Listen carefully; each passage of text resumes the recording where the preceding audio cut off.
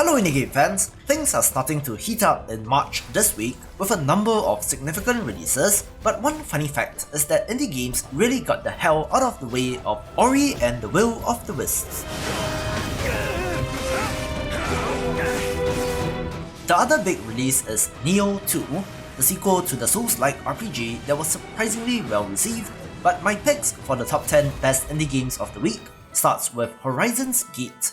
This is from developer Red Codex, who made the recently covered Voidspire Tactics, which I featured in the video on games like Final Fantasy Tactics, and in a similar vein, is a turn-based tactics RPG.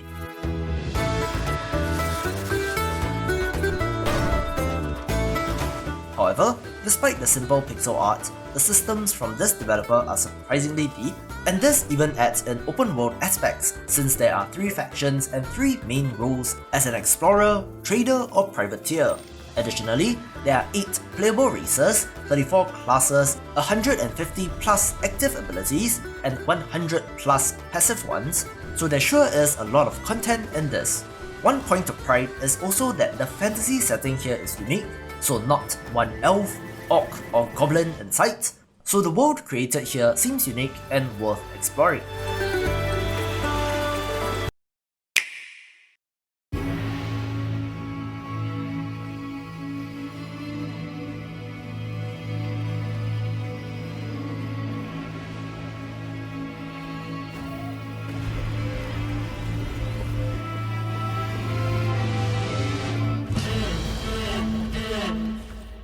If you love cinematic puzzle platformers like Limbo, Inside or Far Lone Sails, then Stella will definitely be of interest.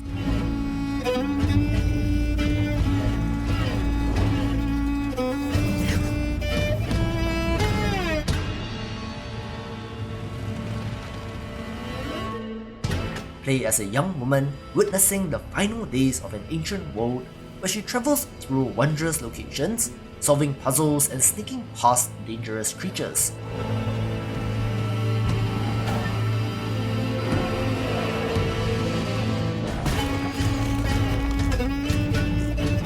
What really drew me to the game, of course, are the visuals and the sheer variety of colors and landscapes shown off, as well as the choice of music for the trailer, but the scary looking creatures that you need to run away from, coupled with the intriguing world, sure seems like a journey worth going on.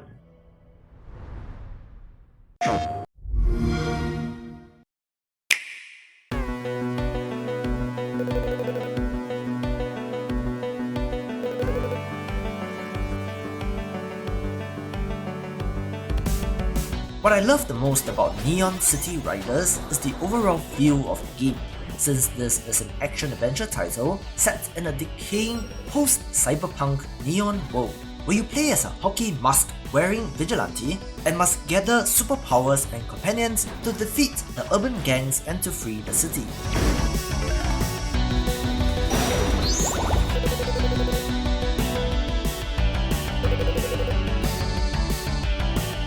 While the pixel art isn't outstanding in motion, I do like the art in the snippets of the cutscenes shown off, and there's supposed to be an open-ended progression, side missions, 4 different endings and unlockable super abilities, so it does look pretty neat.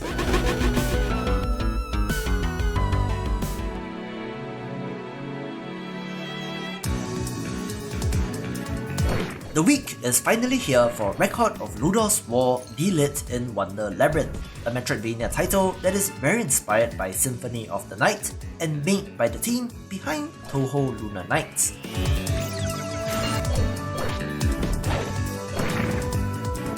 You have both a sword and a bow, different types of projectiles, and even elemental spirits, which you can level up through the absorption of soul screens generated when attacking enemies.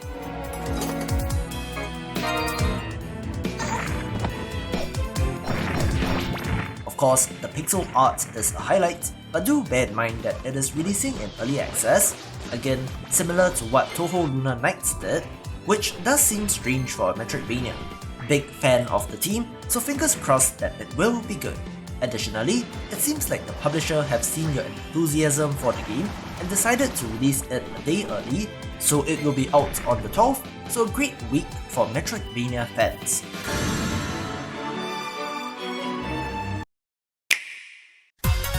I've been a big fan of the visuals of Pophast Feet ever since I first saw it, since again it is pixel art, but it does have a very interesting perspective which makes it unique.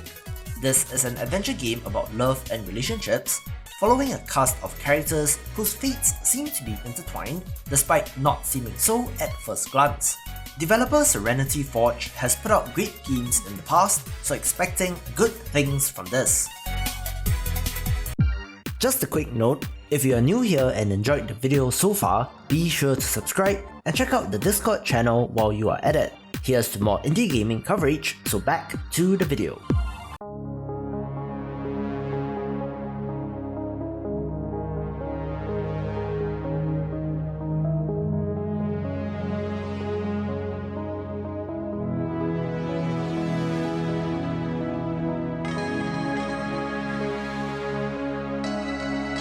I covered Seals of the Bygone while talking about roguelite platformers since it was being kickstarted last year, so it was a pleasant surprise to see this on the list this week.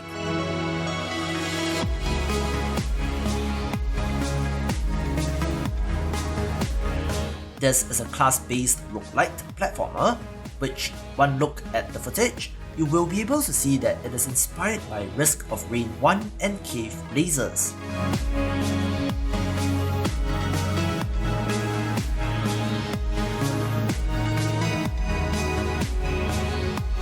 The eponymous Seals of the Bygone are coming loose and void monsters are breaking through, so it is up to you to defeat them and seal them back.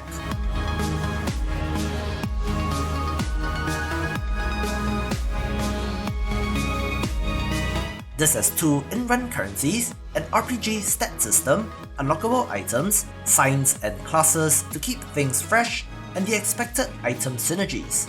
Love these sorts of games, so always interested in checking it out, so a good week for me, given both this and the Metroidvania titles coming out.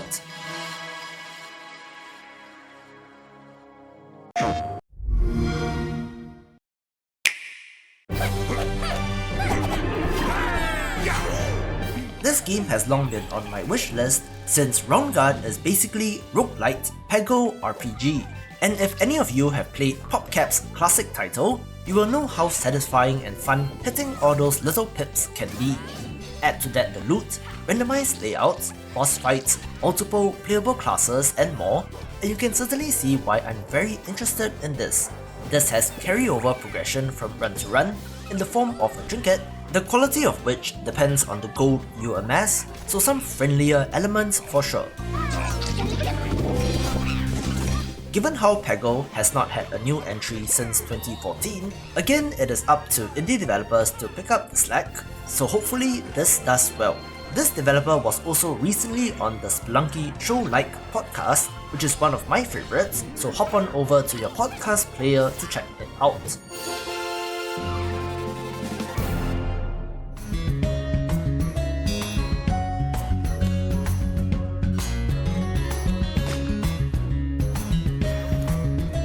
The Saren series of games are monster taming RPGs with procedurally generated enemies, breeding, a ton of monsters and potentially infinite replayability since everything can scale up.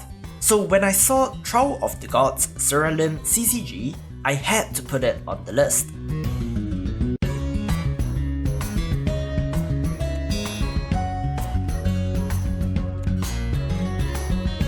While I know that the developers are working on Saren Ultimate, the fourth entry in their main series, I did not know about this, so it was a pleasant surprise.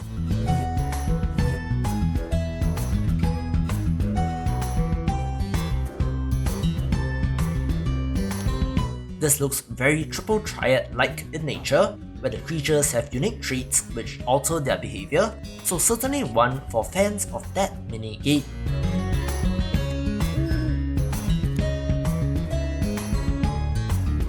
It has a full-length story campaign with 2 difficulty levels, but what caught my attention is the presence of post-game content as well.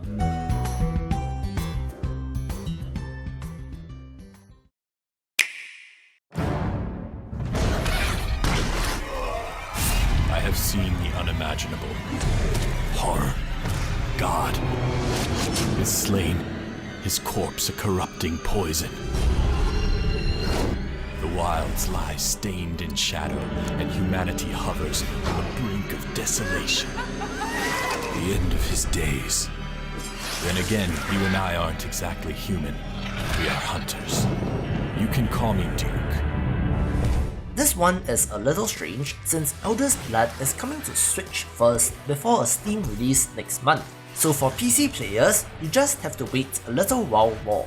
This Kickstarted turn-based tactics RPG with eldritch horror elements can be described as XCOM meets Bloodborne, since you play as hunters going after a corrupted god.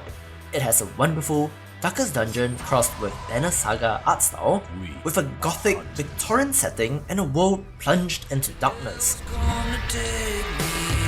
There are resource management, base building and crafting elements, so plenty of systems to fiddle with, and it seems like quite a well-rounded package overall. Much like Mutant Year Zero, there's a focus on stealth and ambush combat, switching things up just a little, so pretty eager to check this one out.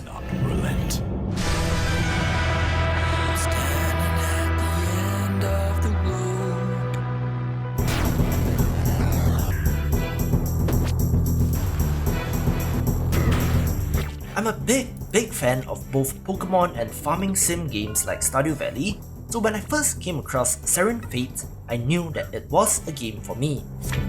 Saren Fate is an RPG that encompasses a lot of different genres in a sandbox environment.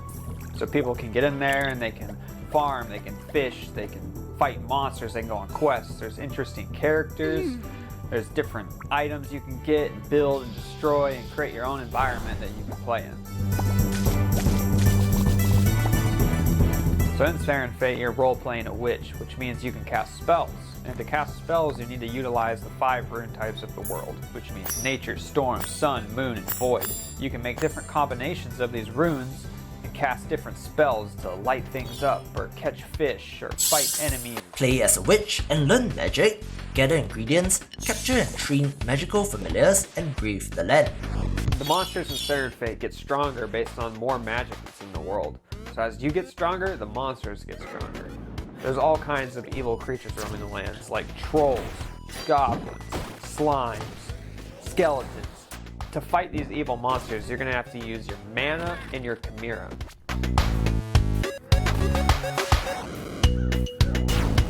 Chimera are awesome. They're runic creatures that are scattered all across the land. You can level them up, use them in combat to fight monsters, or you can keep them at home as pets. There are a variety of skills like gardening, fishing, woodcutting, mining and more, so one can certainly see the influences of games like RuneScape on this. There are adventures to go on, bosses to fight, and this does really seem like it's taking that farming sim RPG to the next level, taking the #1 spot. If you enjoyed the video, be sure to like, share and subscribe. Check out the recommended playlist or the best pick for you, and I will see you after the jump.